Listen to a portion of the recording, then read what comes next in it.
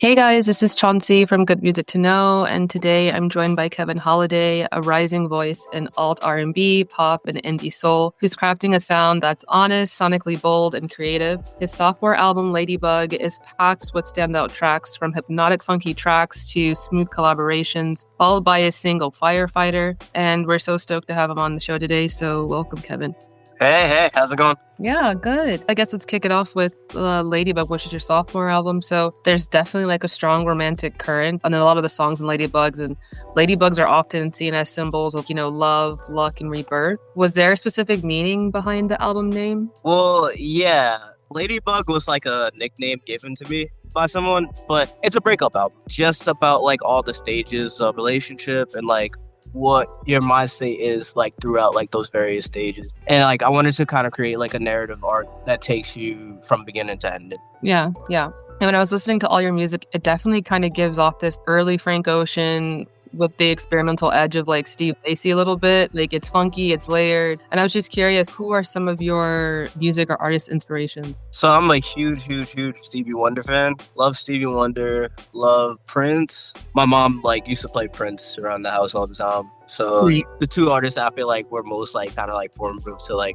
my understanding of music and kind of, I don't know, what my tastes sort of tend to go towards. Some modern artists that like I definitely enjoy their music and love the things that they do. Steve Lacy, like you said. I love Raven Lenae. I love Solange. Yeah, I mean, there's a ton of artists. I could talk all day about it, but like those are definitely some of the artists that stand out. Yeah. You already technically answered the next question. It was about your track All I Do, and I was going to say obviously that's sampled from Stevie Wonder's classic like All I Do Is Think of You, but I was going to ask like what drew you to that particular song. Was it a childhood favorite or was it lyrical resonance? But I mean, if your mom played it growing up, maybe it was a childhood favorite. Yeah, I mean that's literally my favorite song like ever. So it's like I honestly I was really nervous to do that song specifically because I like it so much. I'm like, how could I possibly kind of do this justice here? I mean, but I think I just tried to like kind of put my own spin on it and like have it feel a little bit different, I guess. Yeah, I mean, that's why I like it, because you always hear people doing these remakes of old classics, but sometimes it sounds exactly the same without their own flair. And it's just like, I don't know, it comes off as a bit gimmicky. But no, I definitely like this version of yours because it still had you in it, you know what I mean? But obviously it was giving, a nod to Stevie. But yeah, I know I really like that track. Just wondering, what's your creative process like when you're in the studio? Do you start with a beat first? Do you get lyrics down first? What's your process? I started out as a producer, so I feel like I kind of need to have some sort of foundation there before I start lyrically. So basically, I'll either like start with like some drums or just some chords, or it kind of spins off of that. And then like I usually don't write down my music. Usually I'll just like record one line and keep punching in kind of like that.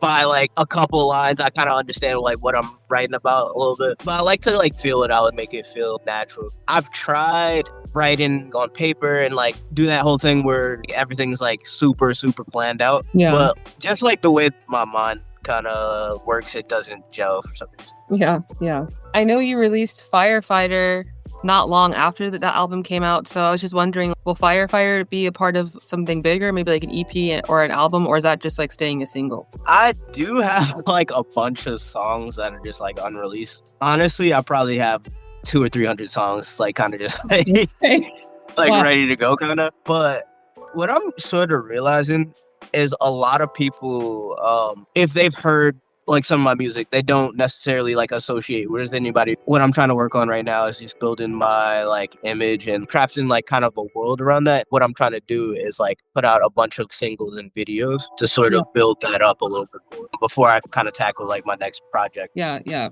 Like you mean like kind of like a visual aesthetic of like who you are as an artist, but also your sound type deal? Exactly. Yeah.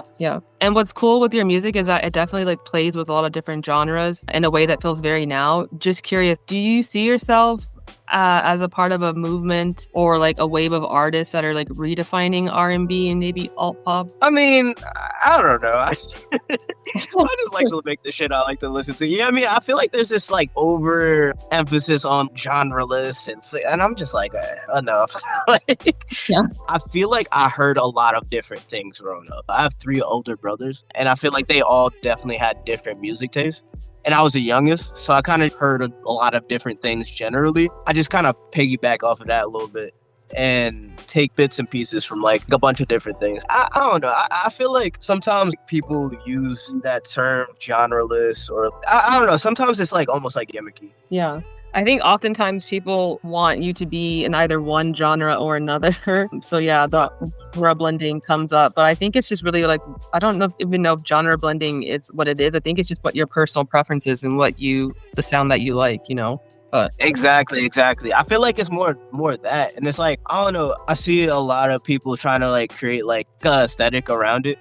And it's kind of just like, I don't know, bro. Just like make the shit you like to really make. Yeah, exactly. When you look back at where you started versus like where you are now, do you feel like you've grown at all as like an artist? Oh, for sure. Basically, I wasn't the type of person who grew up playing music or like anything like that. So basically, I started making music in college. When I first got to college, like I was an athlete, like I played on the baseball team. And then my first year, I was just like, all right, I don't know if I can do this anymore. So I quit, and then like a bunch of people that I was kind of hanging out with around that time were making like music or art or like a bunch of like just different things, and I would go with them to the studio sometimes, like that type of thing. But I was just like kind of watching, you know what I mean? One summer randomly, I was just kind of just like, what if I like tried to learn how to play guitar? And that snowballed into like a whole different thing where I eventually started making music. Like music is still sort of like a new thing to me. So I'm always kind of looking for things to learn and things to grow with. And when I first started like putting stuff out, I would make stuff for a while and then like not put it out. The person I was when I first started making music, and I'm not even the same person. So it's like, I don't know. I feel like I had to grow in a lot of ways, not just musically, but just like as a person. You know what I mean? Yeah. Who are some artists at the moment that you have in like heavy rotation that you're listening to quite a bit? All right. That like new Orion Sun album I've been listening to constantly since it came out. That album's really, really, really good.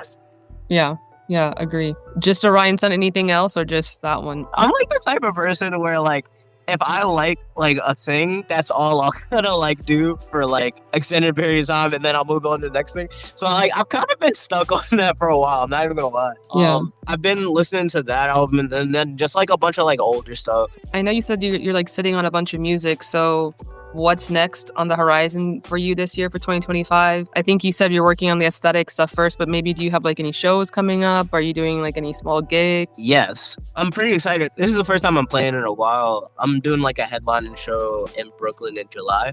Well, that's awesome. It's at Sultan Room. I'm doing that, and then tomorrow I'm putting out a new song finally for the first time in a while. The name of that song is Stay for a While. I've been like kind of like sitting on it for a little bit, so I'm kind of excited to get the ball rolling on that. Yeah. That's super exciting, by the way. Congrats for the headlining show. That'll be cool. Thank you. Yeah, that'll be super cool. And then I always like to ask this question, out of all the songs that you've released, is there one that's like an absolute favorite of yours? Either you love to play it live or every time you hear it, it like takes you back to when you created it? Definitely. My favorite song that I've made is Liar off of the EP I put out called Omni. Yeah. But it's the closing track on that EP. And I feel like it was kind of just like release of like a bunch of emotions, and I feel like it was really fun making it, and it was a type of thing where you're kind of feeling something, and then after I made that song, I was just like, all right, I feel like that's kind of like off my chest and I can move on from that now. Yeah. So I think those are like the main questions I had for you. Are there any final words that you want to leave like your fans and the listeners with? I guess just like listen to Stay for a While. Let's drop it at midnight. Sounds good. Well, thank you so much. I appreciate you taking the time, and I'm super excited to see what you drop this year. And also the best of luck at your headlining show in July. Thank you so much.